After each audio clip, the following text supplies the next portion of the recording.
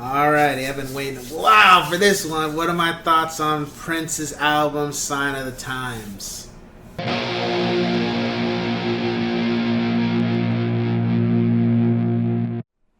What's going on, ladies and gents of Cyberland? Coming back to you with another album review.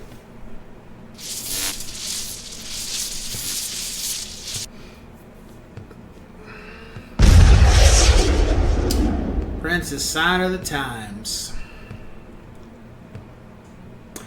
Now, before I get into this one, I forgot to mention on a couple other reviews. I believe 1999 and Purple.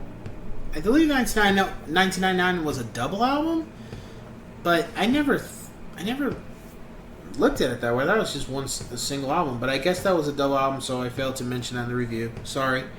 And the only reason why I bring that up now is because apparently when because I had been waiting a long time to buy this album because I knew they were coming out with a remastered version. And they said, oh, this is Prince's second double album. And I was like, second? What was the first one? And then it was Purple. It was 1999. I was like, oh, really? I thought that was a single album. I didn't know that was a double album. Go figure. Anyway, with this album, Prince, to me, came off like he returned more to form, but in a sense of moving forward from 1999, but in a way of incorporating elements of Around the World in a Day, because this was a very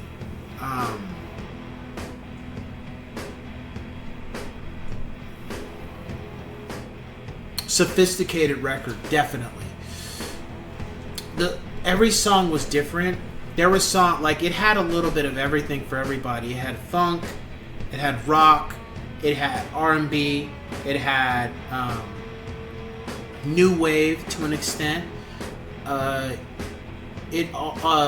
Lyrical content, and it wasn't actually. It even had religion, like religious connotations behind it too.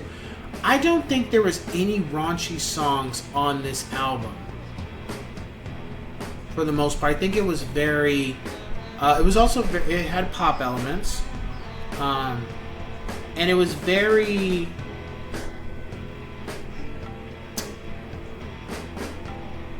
Open for audiences. Like anybody could like Purple Rain, you can't just play Darling Nikki around the kids, but there wasn't anything on here that you couldn't play around your kids. That, and I'm not saying Prince should be making albums for kids, or you should be. It was an album that could be for everybody. It was an album that everybody could listen to, and people wouldn't feel some type of like, hey, y'all two, get up out of here. This is grown folk music, because Prince was notorious for that. No tracks I didn't like. I think too. Before I heard Sign of the Times, I always felt like Prince was just like really one-dimensional with his lyrical connotation, because everything I had heard, and this is years ago. This isn't like recent. Everything I was being exposed to by him was always something about sexual. It was sexual or something raunchy. And I was just like, okay, well, And then when I heard Sign of the Times, I was completely surprised. I was completely blown aback, because up until that point, none of this. It didn't feel like if Prince had any of these elements, it didn't feel like that was being presented to. It wasn't being put out there, as a single or something to get people's attention. It was always something about a feel-good song or something that was to get people to dance or some shit. And I was just like, that's not really my thing. So when I heard Sign of the Times, I was like, this speaks to me. This song speaks to me. This song has gotten my attention, because some people be like, well, I can dance to it. Like, I don't give a shit about dancing to it. What's got my attention is not only the way the music's being done, but the lyrical connotation too. It clicked. I was like, even though this album came out in the 80s and it was competing with Michael Jackson's Bad, and Mike and Prince were having a rivalry.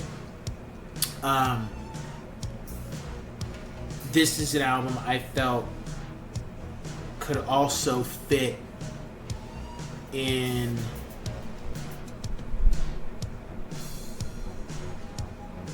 the 90s as well.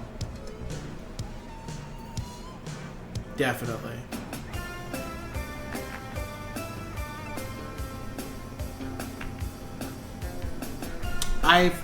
I also think this album was almost in a way done for Prince to kind of prove to the world that, hey, he's not washed up or he's not done. Because I do think that with Around the World in a Day and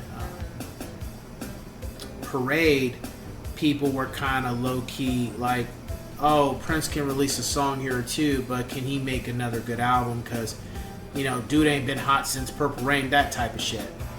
And Sign of the Times was just like, yeah, here you go. There you go.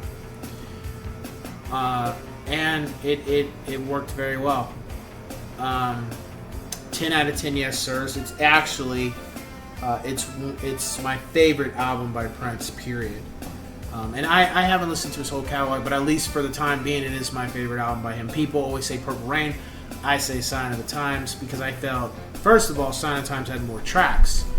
But Sign of the Times to me was very versatile, and it had a bunch of different elements to it. It had so many different genres of music that were incorporated into an album, and it worked. It wasn't like, you know, this song or this song. It was just like, you know, it really. It really gelled, definitely. Top 5 tracks, Sign of the Times, of course. The Cross, You Got the Look, Starfish and Coffee, and I Can Never Take the Place of Your Man. Even though that one, I'm like, that's a long-ass title, dude. I definitely would say, if you're skeptic about Prince's work after Purple Rain, I get it, but I would definitely listen to this album. I don't think you'd be disappointed. I think you'd be surprised to hear what he's talking about on this album, because like I said, there are songs that are about women, but it's not like explicit. It's more of like a feel-good type of way to feel about a woman, where how this woman makes you feel, but not to the point where you feel like you gotta take her to bed. It's more of like, I just like being around what this woman encompasses, and that's what I got from this. But then also other things about what's going on in society, what's going on in the world, especially during the 80s. We had, you know, a lot of gang issues. We had the crack epidemic. We also had AIDS, you know, that HIV/AIDS thing that was going on. So Prince definitely touched on a lot of that too, which I thought was really cool, you know, because not a lot of artists were touched. And then let's not forget the mindset of people who had AIDS or HIV, the gay thing. You know, Prince was touching on that, and not a lot of artists would touch that. That wasn't what was going to be in their music at the time, and Prince didn't give a shit. He was going to.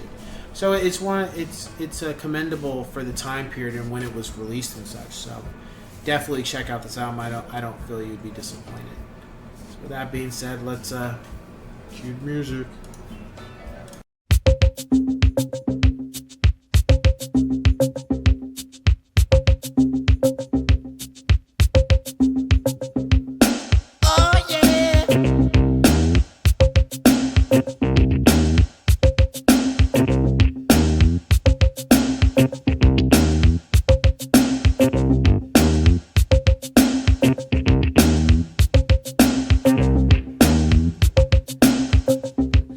France, a skinny man died of a big disease with a little name. By chance his girlfriend came across a needle and soon she did the same. At home there were 17-year-old boys and their idea of fun is being in a gang called the Disciples, high on crack, toting a machine gun.